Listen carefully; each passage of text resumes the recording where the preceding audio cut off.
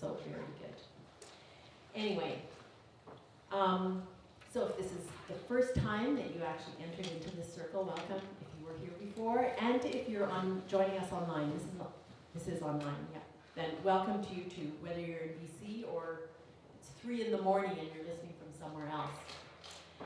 My name's Jenny DeGroot, and it is my honor to welcome you to Swallowfield Farm. Even as we wake up each morning and give thanks to the Creator for this gift, we acknowledge that we're on the ancestral and unceded territories of the Kwantlen, Katzie, Matsui, and Semiahmoo nations, an expanse of land that stretches from far in the east, up the valley, across the border, west to the Pacific, back to the river, and across again. So it's an expanse of territory. And it makes us humble and also makes us realize how much reconciliation we have to do. This is a working farm and barn. In the winter, there is hay up in this loft, and cows spend their cold and rainy nights in the stalls below. When this barn was being built, we actually installed a owl box, which is way above the, you can see it far above the art installation.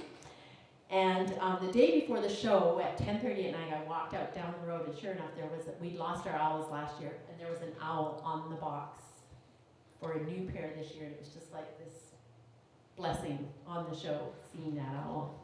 So I wanted to share that. Also, an amazing team have worked to make this an arts venue with the light and media capability, which we're grateful for. There's a stair lift installed, and if you have trouble walking up and down the stairs, we encourage you to use it. And there are 2 washrooms in the building across the way. Donations beyond the cash you might have in your pockets, you can make it to Imago, or there's another email address for Betty that you might want to send a donation to. And of course, the arts always need our support. So it is now my honor to welcome Betty, who will in turn introduce this evening's guests.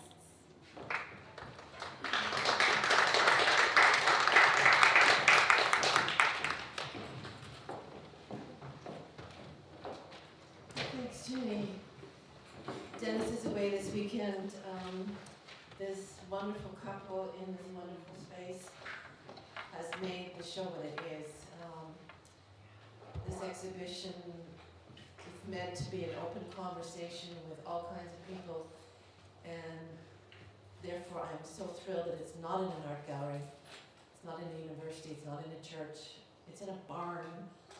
You know, and the smells and bells of the barn make it more real, the topics that we're discussing. So thank you again for this possibility.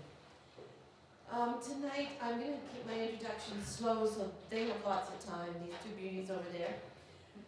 The topic tonight is Arts as Mediators in a Broken World. And I'm so pleased to introduce both John Franklin and Amy Dick. And though I would, if I started talking about that topic, you'd have to kind of pull me out with one of those books, get me out of here. So I want to, as I said, give them as much time as possible. And John will speak from the point of view of a philosopher, a theologian, and a curator. He's a multi-hatted individual,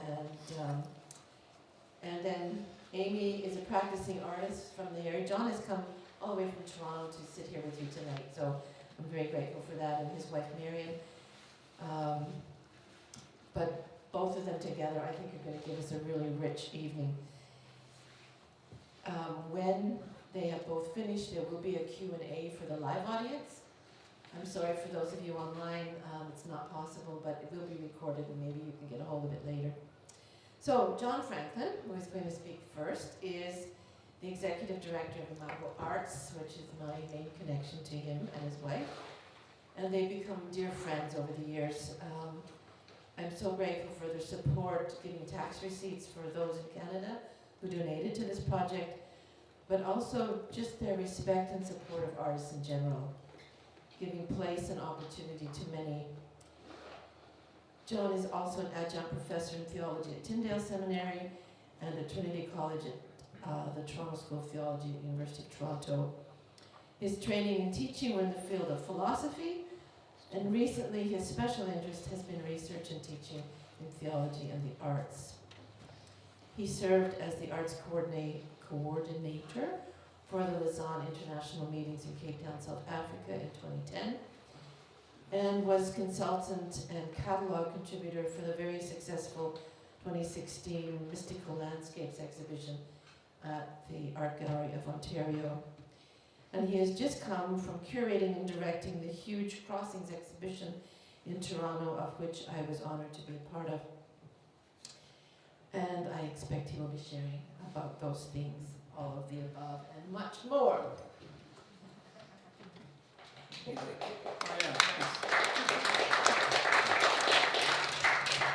I'm going to introduce Amy as well now, because the agenda will be after they have been welcomed and introduced. John will speak. Amy's going to show a video talk, and so we'll watch the video, and then both of them will be open to your questions and comments. Amy is a visual artist that I don't know when we met, but a while ago. I think it's from your bone exhibition. From my bone exhibition, okay. I know this is a long term. Her work is a unique mix of representational and abstract expressionism, and she says strives to express something deeper in the human experience than can be observed by the eye, although she is skilled beyond most in her ability to paint realistically from life. Using collage, oil paints, and drawing mediums, and pulling from anatomical studies and visual research, her work is influenced by old and new masters and is always evolving. Amy has been interviewed by CBC Art Minute and has had her work featured in various art magazines and has work in collections in Canada and internationally. She's won awards in several art exhibitions and actively teaches, as her health allows, on how to create skill-based and meaningful art. And you'll see some of that artwork in the video. So these two very special people are going to deal with a topic that is huge and wonderful and terrible, and I'm so glad you're here. Thank you. Thank you, Betty. Yeah.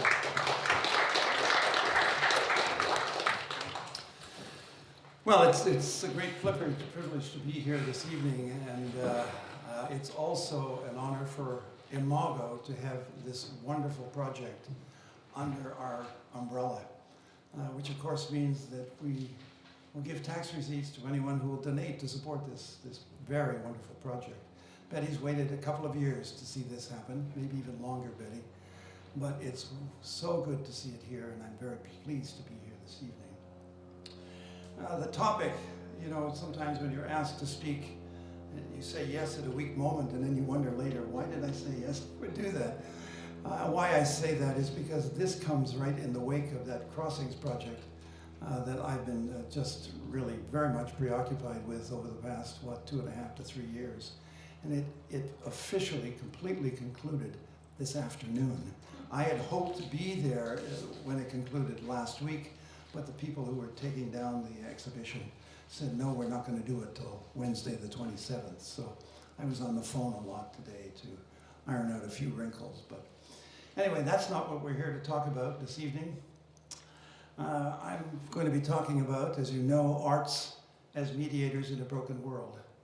And I'm referring to text here that I've written, and so bear with me. But I'm hoping that, as I was saying to someone earlier, that if you can pull a thread or two out of what I have to say this evening that'll raise some questions for you, or an idea or a quote that you can take home, I'll be happy. That's good. You don't need to remember 90% of what I say, or even less, or even more, rather. All right, 2 brief observations to begin with regarding mediation. First, all of life and art engage a dynamic relationship between the person and the world around them. And I'm wanting to say that so that we don't think about things as simply static objects, but lots of times there's a dynamic relationship. The second observation I want to make right at the outset is that this engagement is characterized by mediation. It's always going to be something in between. As for the first observation, what I have in mind is that human engagement, human engagement of the world, has or ought to have a reciprocal quality about it. The person both gives and receives.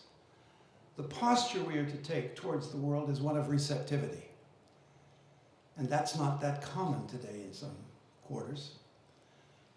When you take the posture of receptivity, you encounter something, whether it's a landscape, could be an animal, could be a building, it could be another person, a work of art. All of these things invite us to receive something from them.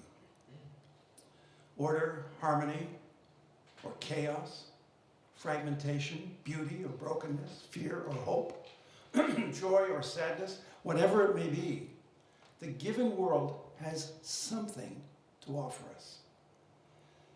We come at the world in our culture more often as simply instruments to be used, rather than a given reality to be received, appreciated, discovered, and even to give thanks for. That's a very different approach. My point here is to say that the world as we know it is not simply a collection of objects, merely instruments to be used for our purposes, but rather is something quite different. And of course, it assumes that we've got some theological assumptions behind this. Martin Buber, great Jewish philosopher, he made that important distinction between the I-it and the I-thou. And that expresses really what I'm wanting to get at here. I-it is a one-way street. It's just me and the object. The it is simply a thing or an object. The I-thou is a two-way street. And the it is simply a thing or an object. Sorry, the I-thou is a two-way street, and it has the quality of a dynamic relationship. So even if it's a work of art, I would like to say that there's a dynamic relationship there, mediated by your senses, by your own experiences, even by your memory. If I listen to a Beethoven piano sonata or look at a Van Gogh painting, I enter into the experience of the art, and the art in turn nurtures me, inspires me, in some way or another. I receive from it. So the I-thou relationship moves beyond the merely physical reality to a sense of the spiritual. And that's really what I want to get at here. It moves to the sense of the spiritual. The second observation is that our engagement with life and with art is characterized by mediation. Now that should not be a surprise, as pretty much everything in life is mediated in one way or another. Whether it's through the body or the senses, or through language, or image, or sounds, mediation is with us all the time. So my theme for this evening is the arts as mediators in a broken world. So let me begin with a few words about our broken world. The most common challenge to the Christian faith is the presence of pain and evil and suffering in the world. Some suffering is a result of our own folly, of course, but there's also the suffering that seems to be woven into the very fabric of life in ways that we cannot predict, in ways that we cannot control. And suffering is a timely topic, given that the world has, for the last 2 years, lived under the shadow of a pandemic that has brought so much suffering, so much pain, and death to our world. And we might add here, there's physical suffering, emotional suffering, or psychological suffering. But beyond that, there is the destruction brought on by climate change, fires and floods. You know something about that in this part of the world. Economic hardships, poverty, famine. And we now daily are reminded of the ravages of war and the deep and senseless suffering that is inflicted on so many. So with all this in mind, it would seem that suffering, and I'm making, I think, an important observation that's worth reflecting on. It seems that suffering is a condition of human existence. We'd like it to go away, but I'm not sure that's going to happen, at least not for a while. Our cultural narrative wishes to turn a blind eye to suffering. Oh, yes, it's there, but let's not give it too much attention, says the cultural narrative.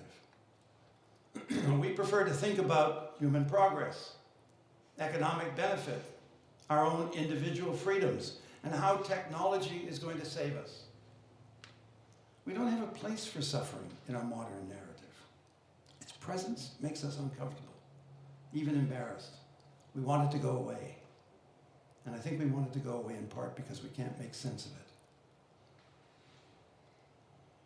Trying to make sense of suffering is one part of the story. Another part is the question of how we cope with the impact of the unsettling disruptions in our world and in our lives.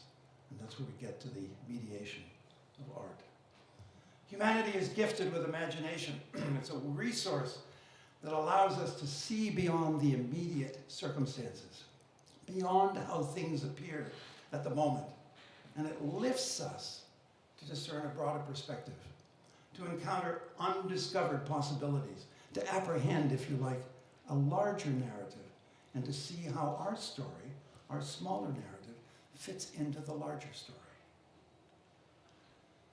Art is one of the ways that imagination does its work, and imagination is hugely important. It's got short shrift in Western society, and certainly in Christian communities where we say things like, oh, that's just your imagination. That's one of the ways we disparage things, right? We say, oh, it's just your imagination, as if it's a non-reality. I think imagination helps us to get at the truth of things. So what I want to give you in the next few minutes are some examples of how art does the work of mediation. And there's a variety of examples here, but I'm going to begin with a theologian, John DeGrucci. In his book, Christianity, Art, and Transformation, subtitled Theological Aesthetics and the Struggle for Justice. So he's looking at art and Christianity and the subject of transformation. His sense is that both art and Christianity have something to say to us about being transformed. What he does is he takes up the theme of how the arts serve to help bring about a dismantling of apartheid in South Africa. Now I say that historically that there was a period in which that happened, but I realize that apartheid still continues to a large degree in South Africa. But it was much, well, I don't know whether to say it was much worse, but it was really bad many, many years ago when DeGrucci wrote this book. But one of the ways that Mandela was able to be successful to the degree that he was is because of the work of writers, musicians, visual artists, actors, all converging, providing a choir of voices, pushing against the powers and practices of a corrupt government. So art becomes the mediator here. The mediating work of the arts had a prophetic quality about it. It spoke truth to power, as we say. It inspired the rank and file, and it unmasked the perverse motives and intents of the powers. Art is able to do that. It can unmask. It can reveal things to us and help us to see things in a new way. The arts captured the cry of the pained human spirit, in this case in South Africa, and put that cry into a language that opened the way for transformation. I want to be clear, I'm not saying that art will bring about transformation, but I do want to say it has the capacity to be catalytic in helping transformation to happen. Assessing the realities of a broken and wounded society is never easy. When conflict is raging, civility is an early casualty. And that's happened in our culture, isn't it? When conflict is raging, whether it's war or whether it's ideological clashing, civility is an early casualty. We lose our civility, our patience, our tolerance for others. The passage of time is somehow able to open the way to a constructive dialogue and provide perspective on our social and moral failures. So if you give it time, maybe we can have a constructive conversation. Many of us will have memories of the social upheaval and ensuing violence that took place in Ireland from 1968 to 1998. It's called the Troubles. A key location of the Troubles was in Londonderry, in an area called Bogside. 3 artists, William Kelly, who died in 2017, his brother Tom Kelly, and their friend Kevin Hassan, took on a project to create 12 murals that addressed the unsettling history of the Troubles. All three were born and raised on the Bogside and lived through the Troubles. Each of them lost family and friends. The murals were to appear on several buildings that witnessed the warfare. So these were buildings that were right where the warfare was happening, tall apartment buildings. In order to do the murals, permission was needed from the owners of the buildings and the current residents. Well, they got that permission. The residents said yes, and the owners said yes. Full permission was provided, and actually the owners prepared the walls so they would better hold the artwork that they wanted to paint on the walls. The murals were painted between 1994 and the most recent was done in 2008. Some of you will know the name Adrienne Denker-Chaplin, who taught for a number of years at the Institute of Christian Studies. And she became interested in this project and eventually curated an exhibition about it at Coventry Cathedral back in 2017. Adrienne took the time to do research and travel and so deepened her involvement with the project. And eventually she wrote the catalog for the exhibition at Coventry, which she initiated. I think she's done a great service to get these murals and the story behind them to a wider public. In writing about the project, she notes that the murals, known as the People's Gallery, this is language for the people to understand and to see on a regular basis. She noted that these murals were not supported by some of the politicians who saw them as unwelcome reminders of the past. We don't want to think about that anymore. It's a sense in which we like to bury our past.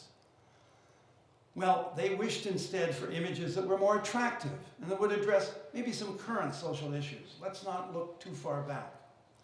Typically in Northern Ireland, she writes, political murals express the division that has been so pervasive. Catholic nationalists, Republican and Protestant, Unionist loyalists, either green or orange. In so doing, they keep the divisions alive and the wounds open. The Bogside artists refused to participate. They refused to participate in this division, this kind of division. They didn't want a binary approach, and they rejected the toxic identity politics. Theirs is a human story, a story of people in conflict, neighbor against neighbor. The Bogside murals are a stark reminder of what we are capable of when ideology and prejudice takes priority. It is clearly noted in the catalog that these murals do not glorify violence, but they lament. And there's art as a mediator, lamenting what has happened and keeping it before the public eye, in a way saying, be careful that this doesn't happen again. So it's interesting to read some of the history of the Troubles and to discover that they began as a civil rights movement inspired by Martin Luther King and others to bring justice to the way Catholic population was treated. That's how it got started. The discontent has a long history and hasn't entirely subsided. There's still some trouble over there in Northern Ireland. And yet, the Bogside murals will not usher in a utopia. We should not expect too much of art. It won't usher in a utopia, nor will it guarantee peace. But what these murals can do, and this is where the mediation is key, they can open a space for civil conversation. They can serve as a mediator, as they don't take sides, these murals. They may also serve to encourage restraint and keep the current generation from taking the path that was trod by those past perpetrators of the Troubles on both sides. Imago, the organization I oversee, adopts projects like this one, A Creature Chronicle, and provides them with charitable status. And some years ago, we had a project which eventually got its own charitable status, and it was focused on support for street-involved youth. It was called Sketch. They were seeking to be supportive of young people who had experienced oppressive environments, been emotionally and or physically abused, and who had made maybe some bad decisions of their own, all of which had a profound impact on their lives. What could they do with their pain was a question. What could they do with their fear, their sense of betrayal, the isolation, the self-rejection, or the profound absence of love in their lives? Where could healing and hope be found? The program for this project engaged the arts and invited these wounded youth to create, to make art. They could paint or sculpt, make music, do drama, write poetry. The creative process became a conduit to express and even to sublimate the deep hurt and woundedness of their spirits. If you look at their art, listen to their poetry or their music, you could feel and see the pain in the art that they created. The emotion was palpable. What doing the art allowed was a process of healing where the pain could be lifted into the art in some way. Now, I'm not saying that it fixes everything and then the pain just disappears, but the burden that you carry is somehow lightened when you can express it in your artistic expression, creative ways. Some participants were in a play that they themselves had written, and they were able to express things that had been pressed down and bottled up. The engagement of the imagination and the creating of works of art is able to take some of the burden within and provide a means of relief. So that's another case of art as mediation. One of the elements in a spiritual journey is the need to bring order to the chaos of life. We want to bring calmness that will address the stresses and strains of our daily experience. And I think art is one place we can find some order. Whether we listen to music, read poetry, or remember a good story, watch a movie, read a novel. Some of you will be familiar with the Harry Potter stories. Harry Potter, you may recall, was staying with a family called the Dursleys. They treated him terribly. So let me tell you a different story. A single mom had been in a custody battle to keep her daughter. It looked like the judge would rule in favor of the father. The 6-year-old, maybe 5-year-old daughter, she had heard the Harry Potter stories. Her mother had read her some of the Harry Potter stories. But she wanted to stay with her mom.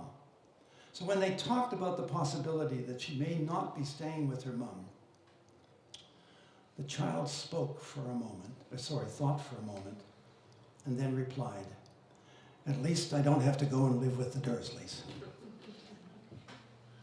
The point to be made here is that the imaginative story of Harry Potter became a valuable mediator for this child in considering her own reality. I may have to go somewhere I don't want to go, but my guess is it's not going to be as bad as what Harry Potter had to put up with. So then she's better able to carry that burden, that news, than she might otherwise have been had she not known the story. She was able to deal with what might happen to her by remembering what happened to Harry Potter, and that gave her a reassuring perspective on her own situation. So there again, art as a mediator. Here's another example of art's work of mediation in our disrupted and polarized world. Some of you may know the name Daniel Barenboim, an Argentinian Jew, and Edward Said, a scholar of literature, a Palestinian academic. And these two had a chance meeting in London in the mid-1990s. Barenboim is a distinguished musician and conductor who has performed around the world. Said, a distinguished scholar of literature at Columbia University. He was over in London to give a lecture. Barenboim was there to perform or to conduct a concert. Said was going to be going to that concert. These two were in the lobby of a London hotel, and they had never met. And Said was planning to attend this concert that evening where Barenboim was to conduct. Said recognized Barenboim in the lobby. He hesitated. He's a Palestinian. Barenboim is a Jew. He overcame his hesitation and he went to introduce himself to Barenboim. And as the story goes, it was an extraordinary meeting, and they were soon soul friends. Despite the very diverse backgrounds that they had and the potential for conflict, they very quickly became soul friends. One of the outcomes of that meeting was the creation of the West Eastern Divan Orchestra, a very awkward title for an orchestra, I might add, but it was established in 1999. It originally consisted of Jewish and Palestinian musicians. Today, the membership in the orchestra includes Iranians, Egyptians, Spanish, and others. Its home is in Seville, Spain. The bitter animosity in the world of politics did not carry over to the task of making music together. Somehow it got sidelined. It got transcended. Making music is a deeply human endeavor and has the capacity to transcend political difference and the temptations to polarization. As with all art, it invites us to a place of shared humanity, where what we hold in common is more significant than our differences. The mediating work of the arts shows up in a lot of other places, and we don't have time to explore them this evening, but let me note a few. Memorial art is an effort to provide honor to some person or event, to keep memory alive. That's another way in which art can mediate between present and past, between our history and our current situation. And there is the art of veneration, which includes religious practices. It could include icons. It could include other kinds of art, either inside or outside the church. I'm thinking of art which facilitates spiritual practices, that inspires us, enriches us, reminds us of the values and beliefs that we hold. That's another way in which art can mediate. History bears witness to the way in which art has been engaged as a form of resistance, and I like this a lot. Art as a form of resistance that pushes against the incursions into social life that are oppressive and destructive. I'd like to see more art that resists, not in a violent way, but in a thoughtful and deeply human way. Here we move beyond art merely for contemplation to art as social conscience. Music, drama, visual art, or story can serve to awaken the human heart that has failed to see clearly the unjust practices of its own social context. And how often we are blind to the unjust practices of our own social contexts. And I would want to say, bring out the poets. And I use poets here metaphorically to mean the artists. Bring out the artists so that they can speak into this and perhaps help us to see more clearly. The ravages of war that oppress and destroy human life and relationships so much in the news today becomes a call to artists to speak into the deep distresses of human experience. Art can be an invitation to empathy and away from apathy. It can mediate transformation. As I conclude, let me squeeze in a word about theology in this matter of art as mediator. The late Irish poet Seamus Heaney wrote of the redress of poetry. He has a book by that title. In that phrase, he's affirming poetry's ability to act as a counterweight to the imbalance and disproportions of the times. We know a little bit about that today, don't we? The imbalance and the disproportion of the times, particularly a diminished spirituality. This is akin to the prophetic possibilities of the arts and how the arts are a portal into the spiritual. Much of the poetry of the biblical prophets was intended to do exactly this. Particularly at the time of exile, there was a disproportion of the times. Israel was captive to Babylon. They hung their harps in the willows for the music would not come. How are they to sing the Lord's song in a strange land? A good question for people of faith in the arts. How do we sing the Lord's song in a strange land if we are exiles? Then comes the prophet's words, very familiar, I think. Comfort, comfort my people, says your God. Speak tenderly to Jerusalem and cry to her that her warfare is ended, that her iniquity is pardoned. With these powerful words, what has been unthinkable for these captives now seems possible. It now seems possible. The imagination engages a fresh horizon, and hope is generated. Art mediates. What art facilitates, I think, to put it simply, is double vision. There are appearances, and there is that which is beyond appearances. There is surface, and there is depth. There is suffering, and there is hope. Art opens a portal to let us see or hear what we might otherwise have missed. Let me conclude with a few lines from the 17th century Anglican poet George Herbert from his poem, The Elixir, where Herbert's poet mediates, what Herbert's poet mediates is a path to spiritual awakening. 2 short verses. Teach me, my God and King, in all things thee to see, and what I do in anything, to do it as for thee. And listen to these next words. A man that looks on glass, on it may stay his eye, or if he pleases, through it pass, and then the heavens espy. So do you settle your eye on the glass and look no further? That's the immediate, the appearances. Or do you through it look, and then the heavens espy? That's the potential to engage the transcendent. And I think art invites us in a way to that double vision and actually nurtures for us a double vision. And that's the kind of thing I think that happens when you walk into that circle just there behind us and see the work that has been done by Betty Spackman in A Creature Chronicle. Thank you.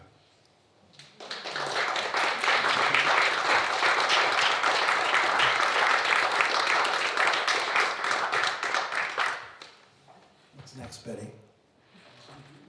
We're going on video. I think I better get out of the way. Hi everyone, I'm Amy Dick. I'm really glad that you are watching this video or attending this event tonight, and I want to share with you my story. Parts of my story are harder for me to share and some of them are easier, but I think it's really helpful because I believe that art is really, it's for me at least, really pivotal and really important, just using it to get through life, to help me understand life. And so I think art and life can intermingle in a really beautiful, interesting way. And so I wanted to prepare this talk for you to show you in what ways art has influenced my life and impacted it, and in what ways my life has directly influenced the kind of art that I made, and how beautiful it can be when they come together. Many of you that know me will know that I've gone through some different health crises in my life. And the one that I'm going to be referring to during this talk it kicked in 2017, so it's been about 4 years since it really kicked in. And it was a bit of a mess. I took some antibiotics, and the antibiotics, just for some other situation, and they triggered a whole array of symptoms that I've had before, but I've never had it this way before. So next thing I knew, I was in bed, and I was shaky, and I was weak, and I felt really like I had the flu, so I had like a little body ache, and it was, but the most drastic symptom was that I lost my ability to walk. So I was in a wheelchair for a lot of the time. Sometimes I could walk a little bit, but mostly, like whenever I left the house or whenever I tried to get out, even more than a few steps, I would crumble and not be able to walk. So as you might imagine, it can really change a person's life when they lose their ability to move, and in more ways than I think people realize. What I started doing is I started to move towards art as a way of expressing expressing what I was going through, so it helped me to kind of get it out instead of just carrying it. It also helped me to I used art to help me understand it. So I kind of tried different ideas, and it's almost like it was like a therapy where I kind of found different words, different images to understand what was happening and to think about it in different ways. And I also used art as a way to kind of create for myself what I needed in the world. So there are times when I needed to approach things differently or look differently at myself. And I used art as a way to kind of practice that. And so this presentation is me sharing with you the artwork that I made in the process and trying to make this connection between why I made it and how life impacted the artwork that I made and how the art actually helped me move through the difficult thing that I was dealing with. So the first grouping of work that I made, I'm now calling Facing Monsters. And it was birthed out of my anxiety and fears for what was happening to me. The first piece that I made was this image here. And it's an image of a girl in front of these three kind of ambiguous monsters.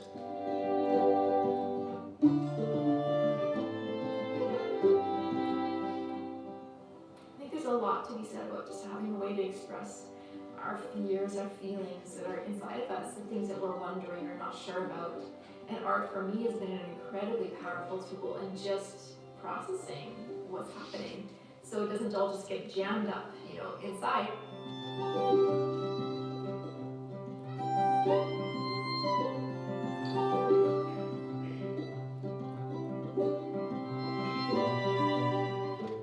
So because this was a disease or an illness of some sort that I didn't have a name for, but it came from, at least it felt like it came from me versus, a car accident or something that was external, it was more internal. I was processing this idea that, the monster that I was facing was also me. He was also part of who I was, and what do I do with that? So I was trying to understand what that meant and what it looked like. So I took some time and I created this other portrait, and this portrait was sort of this monstrous version of myself, this kind of mixed up, broken, surprising, not without dignity still, but also strange. Here, the next one is another monstrous picture where I was just playing, and what I love about this one is that it makes me smile every time. And I realized that art for me, even though it can be really serious, there's also this playful element that I've kind of latched onto that's become a bit of a lifeline. I was able to pull in something that was kind of funny and humorous for me to have this image of this blobby, feathery, monstrous creature with arms. It made me smile, and I thought, you know what? Even if I feel this way, even if there's something in me in this piece, there's also some humor in me, and there's also something to laugh at, and isn't that worth doing at the same time? Around this time, I created a new series that I decided to call Dwell. The thing that I realized and that I had to learn is that my experience wasn't going, it was staying. And at least at that time, and I had to figure out how to actually live my life while I was in the middle of this experience. So the series here that I call Dwell is a collection of work that explores what it meant for me to learn how to live in or be present with the suffering that I was experiencing. It explores issues like the role of acceptance and hope and fear in living with difficulty that just isn't leaving. What I started to do is I started to draw with charcoal, because I'm mainly a figurative artist up till this point. We'll see how it goes. But so I started to draw the figure, parts of the figure. So I started to draw the face and hands, maybe the feet, and started to use those pieces of the figure and cut them out and collage them. Hope is a really complicated experience, and people think that hope is generally better. And I think what I learned in this process is that hope is not always a better way to live. It's not always essential to have hope as much that hope in the idea that maybe something will improve, and sometimes it's actually important just to be able to hold on to the moment and be present. There's so much more to people. There's hopes and dreams and fears, and there's their past, and there's that kind of urge, instincts that maybe make them want to do things or not want to do things or hide. There's the parts that are maybe complicated and wrestle with themselves. So this work was my exploration of those different layers that are all kind of woven up into the same person. And this last piece I've called Voices. And in this time I was wrestling with the different sort of the shoulds and the things that I felt like I should be able to do, but I needed to do with the kind of the critical voices that I think many of us have in our heads, and what those voices were doing when I internalized them, how I felt. I needed to acknowledge that these voices were not maybe mine, that these voices were kind of circling around, and by creating artwork where I was able to envision them as not me, but kind of different voices kind of around me, I was able to decide whether or not I would listen to those voices. It's very much about my internal struggles, my internal journeys, but by putting them out on paper, it felt really, really helpful because it helped me to feel seen, if only by myself. So art for me is incredibly powerful in just helping me to see clearly what's happening, or at least start to see clearly, start to understand what's me, what isn't, what I want, what I don't want. So I use this work and this body of work called Dwell as a way of kind of understanding how I wanted to be in my body, and even just started to see what I was wrestling with in ways that made it easier for me to decide what I wanted to do about it. Because the resisting didn't make it go away. Trying to fight it didn't stop it. So I could still try to learn how to improve, and I could still get, try to get the proper medications, and I could still take my medicine, but I wasn't able to make it go away by fighting it all the time. So this work was my way of practicing being in my body in the midst of the struggle and learning to accept what was. And art for me is just such a powerful way of practicing what it is that I want. The third series I want to bring up to you today is called Embrace. And this was a series that it was a very small series, but it's one when like I mentioned in my last comments about these voices, and I was feeling very critical and anxious and stressed, and I had learned through some good amount of therapy that I needed to learn how to be kinder to myself and to have some compassion, but I didn't know how to do that. It's not a thing that came naturally to me. So I decided in the process to create work that was practicing what I was trying to integrate. So I created this work here. The woman that's featured in the middle there is maybe unsure how she feels about it, or is kind of new to this experience, but I've got the different layers, about 3 different layers of self that are represented in this painting. It's about a 16-inch, I think it's 16 by 20. And just by painting this piece, I was practicing that kindness and compassion. It helped me learn how to do it myself.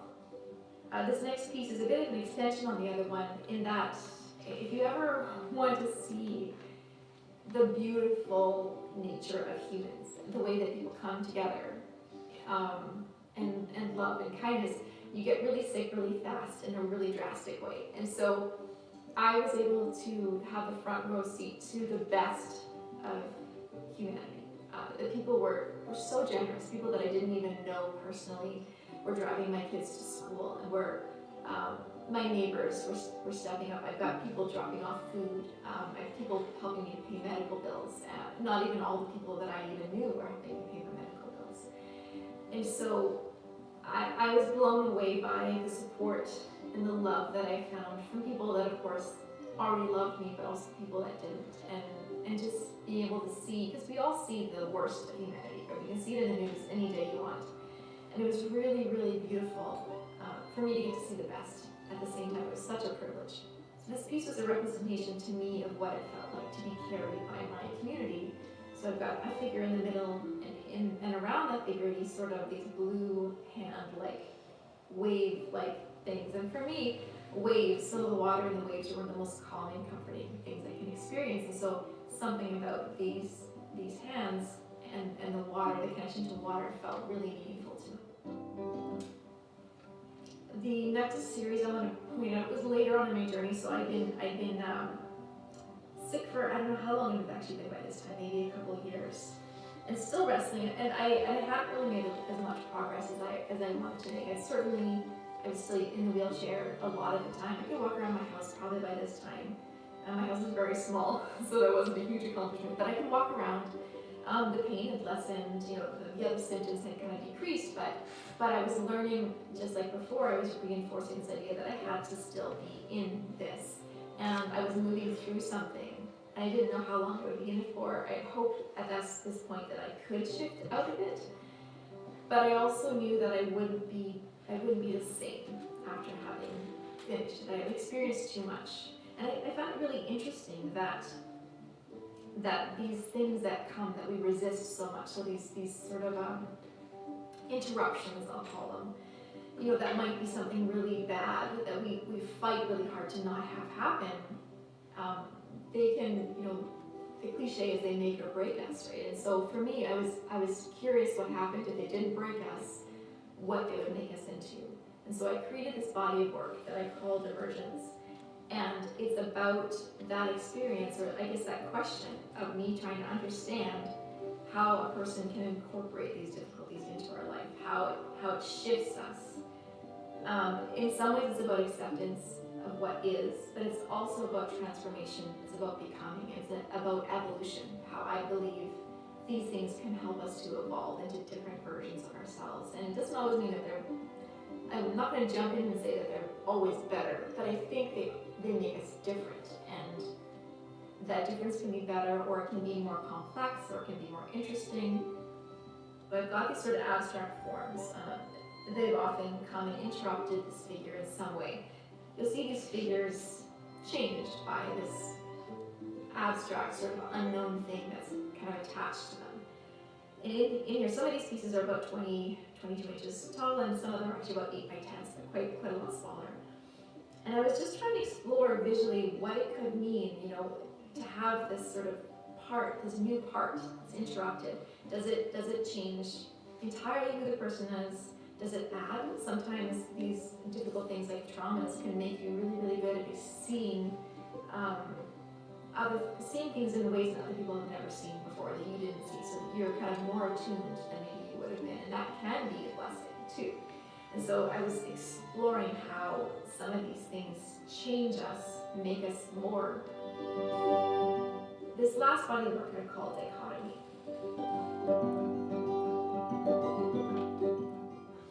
So here is a collection of the works, and most of these are actually, they started off as collages. This collection of work references aspects of the figure's depth, her vulnerability, her strength, and it holds a lot of tension and contradiction. So at this point, I was still sick, but I was further in, and I think I had already done my treatment. So I had this really intense treatment that I did for a period of time, and it made me quite sick because the treatment, sometimes the medicine can be quite difficult.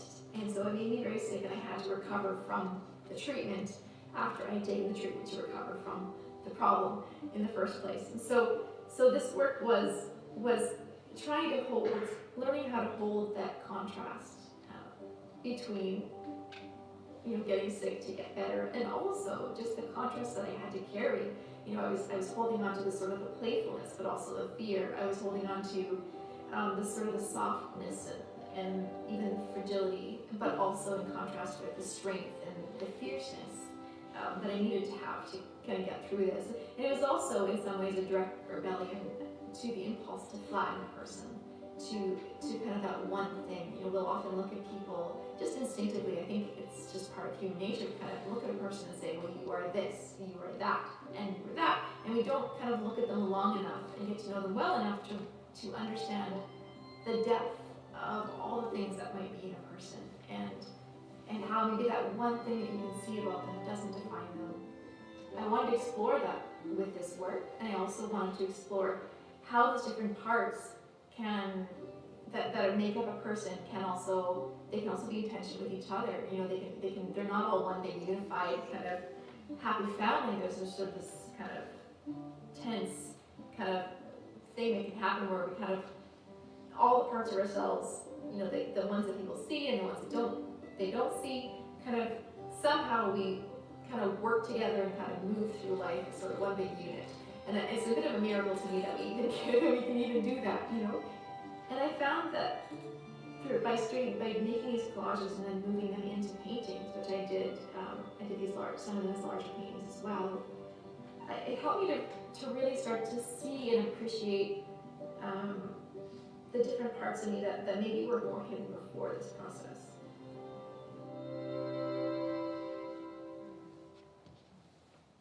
But these pieces had more order than before. They weren't just, they weren't as monstrous either. I learned kind of what this disease was. I learned how to manage to an extent, and I learned what treatments I needed and what my prognosis was and what to expect going forward. And so the fear wasn't there. And so I was really just exploring what it meant to go through the world in this space and how to be. So especially here in this one, I've got this I call it the Holy Mother, and it's this image of this woman.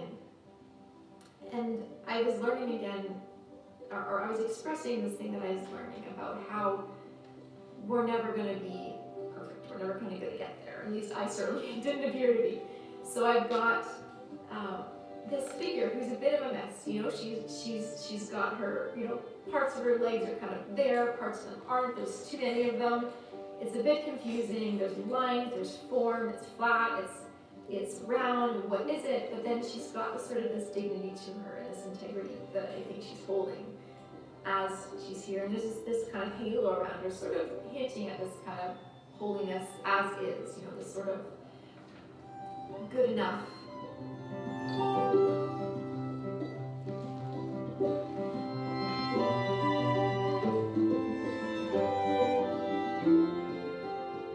I thought it was really valuable to show you how the life shifted the work and how the work has become really meaningful to me in the process. I'm grateful to have been able to express things I've been able to express through my work, and it's really helped. Being able to have it has helped me to see my journey in a new way, and I think in some ways to, I guess, milk it for all it's worth. You know, if you're going to go through hell, you might as well get something out of it, right? So for me, this work has been my way of trying to get something out of it, and it's not just about getting the art out of it, it's also about getting a deeper understanding of myself and what it means to be human, a deeper understanding of the people around me, of compassion and grace and love and acceptance. Thank you so much for watching and listening. I hope that this is inspiring in some way.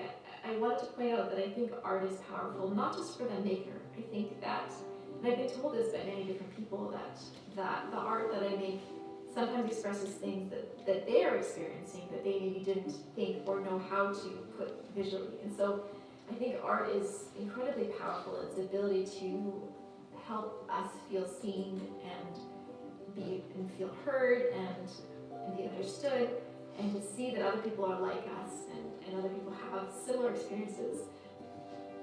It also just helps us to get stuff out. And I think because of this ability, it's a powerful tool for connection. It brings us together with other people. And for me, I've experienced that with art a lot, is that when I make art and other people connect to the work, we have this connection as well. I see them, they see me, and it feels like I'm contributing in a meaningful way to the collective good.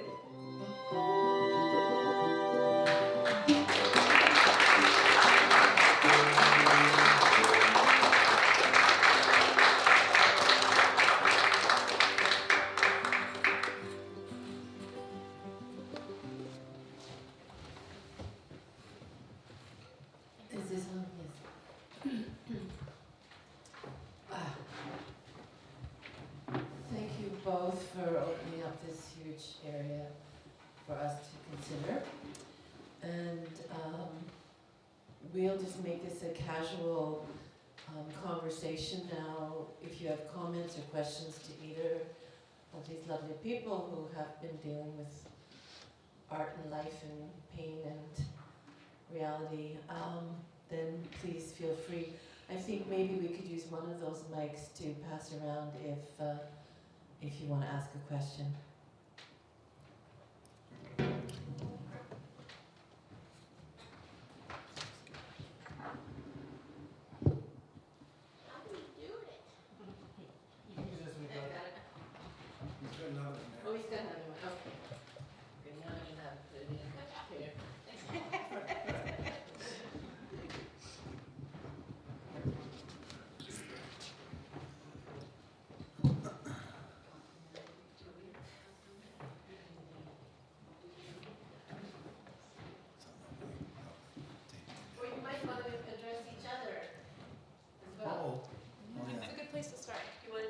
hear me? Am I on? Yeah. I'm not sure if I have anything to say yet, though. Yeah, I'm still thinking, but I thought what she did was great. I mean, it's very heartfelt and